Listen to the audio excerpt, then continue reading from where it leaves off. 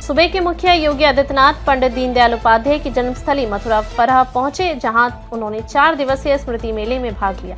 Helipad पर पहुंचने के बाद पंडित दीनदयाल उपाध्याय की प्रतिमा पर पेश कर पुष्प अर्पित कर माल्यार्पण किया। उसके बाद गाय के गोबर से बने उपकरणों का अवलोकन किया। उसके बाद मंच पर पहुंचे और लोगों को संबोधित किया, जहां उन्होंने केंद्र सरकार की जन कल्याणकारी योजनाओं के बारे में, किसानों को सरकार कैसे उभर कर लाई है और किसानों को 6,000 रुपए सालाना पैसे दिया है। इसके अलावा और युवा उद्यमी व अन्य योजना के बारे में बताया। माननीय मुख्यमंत्री योगी जी आए, बहुत अच्छा लगा। उन्होंने ब्रजभूमि के विकास के लिए कई सौगातें दी हैं। मुख्यमंत्री ब्रजभूमि आते रहते हैं, ब्रजभूमि के लिए बहुत कुछ उन्होंने किया है। आज तक ऐसा कोई मुख्यमंत्री नहीं हुआ जिन्होंने योगी जी के मुकाबले कोई विकास ब्रजभूमि किया हो। हम तो यही चाहते हैं योगी जी देश के प्रधानमंत्री बने और देश को नंबर 1 पर लाके विश्वगुरु बनाने का प्रयास करें। अब आपकी क्या योजना? हमारी तो यही प्रार्थना है, मुख्यमंत्री इसी प्रकार हमारे प्रदेश का विकास करते रहें और सभी सनातनी हिंदुओं को जो उनके लिए लगाव रखते हैं उनकी रक्षा करते रहें, उनके लिए विकास करते रहें। मंत्र मान करके अगर हर भारतवासी कार्य करने लग जाएगा, कोई कारण नहीं कि पंडित जी की विजन के अनुरूप हम भारत को दुनिया की नंबर 1 ताकत बनाने में अवश्य सफल होंगे। इसमें कोई संदेह किसी भी भारतीय को नहीं होना चाहिए।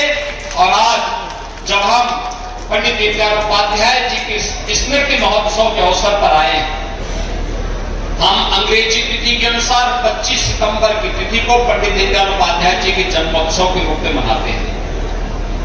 लेकिन उनकी पावन जन्मभूमि में अश्विन कृष्ण त्रयोदशी जो हमारी पंचांग की तिथि है, उसके अनुसार उनके पावन जन्मदिन के कार्यक्रम के साथ हम सबको जुड़ने का अवसर प्राप्त होता है। और आज पंचांग की तिथि के अनुसार हम लोग पंडित दीनदयाल उपाध्याय जी के पावन जन्मोत्सव के कार्यक्रम के साथ जुड़ रहे हैं। मैं इस अवसर पर पंडित दीनदयाल उपाध्याय जी की स्मृतियों को नमन करता हूं। प्रदेश सरकार की ओर से उनकी स्मृतियों को नमन करते हुए विनम्र श्रद्धांजलि अर्पित करता हूं।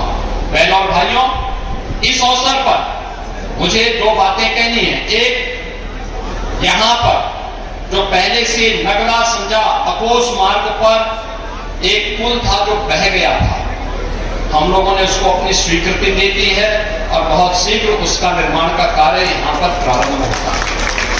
और दूसरा, यहां पर पंडित दीनदयाल उपाध्याय जन्मभूमि स्मारक समिति में जो पर्यटन केंद्र है, वहां पर एक अतिथि भवन के निर्माण और साथ साथ जो पंडित जी की कुटिया थी, उनकी पावन जन्मभूमि का उनका दिव्य भूमि है, उस दिव्य भूमि को हम लोग सोलर लाइट से उसको सोलर पैनल लगा करके पूरा ग्रीन एनर्जी के साथ जोड़ने का काम करेंगे। इसके लिए भी हम लोग राज्य सरकार की ओर से इस पूरी व्यवस्था को जोड़ने का कार्य कर रहे हैं। आज के इस अवसर पर एक बार फिर से मैं पंडित दीनदयाल उपाध्याय जी की इस पावन स्मृति महोत्सव के अवसर पर उनकी स्मृतियों को नमन करते हुए विनम्र श्रद्धांजलि अर्पित करता हूं और उनकी प्रेरणा विकसित भारत के सपने को साकार करने में हम सबको मेरे सहायक होगी। इस विश्वास के साथ आप सभी को मैं आगामी शारदीय नवरात्रि और विजयादशमी की हृदय से बधाई देता हूं। मंगल में शुभकामनाएं आप सबके प्रति व्यक्त करते हुए अपनी वाणी को यहीं पर विराम देता हूं। धन्यवाद। जय हिंद।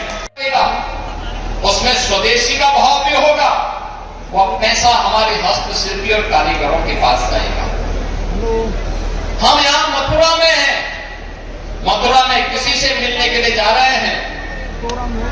दीनदयाल धाम में बने हुए गौ उत्पाद को अगर हम किसी को गिफ्ट के रूप में देते हैं तो उससे उसका लाभ ही होगा और उसका लाभ के साथ साथ इस उत्पाद का प्रचार भी होगा। यानी दोनों प्रकार से, और गौ रक्षा का कार्यक्रम भी आगे बढ़ेगा, गौ मैया की भी कृपा बनेगी। ये मॉडल हमें अपनाना पड़ेगा।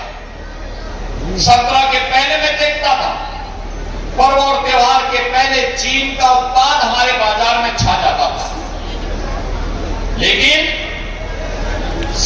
के बाद जब 161 प्रोडक्ट आया, एक जनपद एक उत्पाद की योजना हमने लागू की।